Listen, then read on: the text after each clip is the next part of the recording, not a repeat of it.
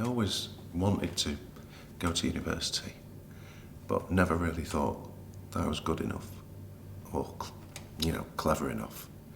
And somebody convinced me that I was.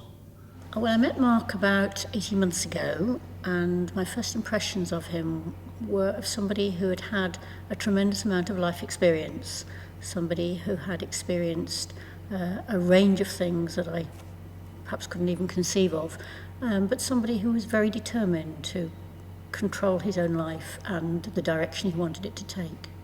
I was introduced to Sue Pester, and the rest is history, really. I just never really thought I could do it.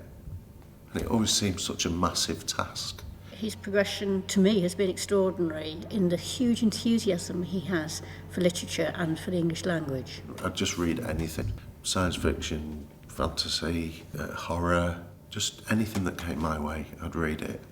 Mark writes a whole range of poetry. He loves writing poetry. He's extraordinarily creative. He makes all sorts of connections that perhaps most sort of 17, 18-year-old students that you meet might not make. 25 years. I was a heroin addict and cocaine addict. I lived in a tent on the beach in Harlech for 5 months. I had no pen, no paper, no light, no stove. So I wrote, I didn't write, in my head, to keep myself from going completely nutty.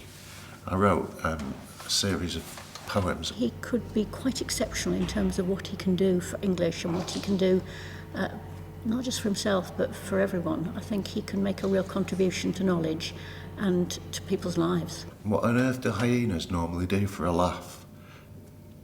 Do they stalk through the tundra to trip up a giraffe?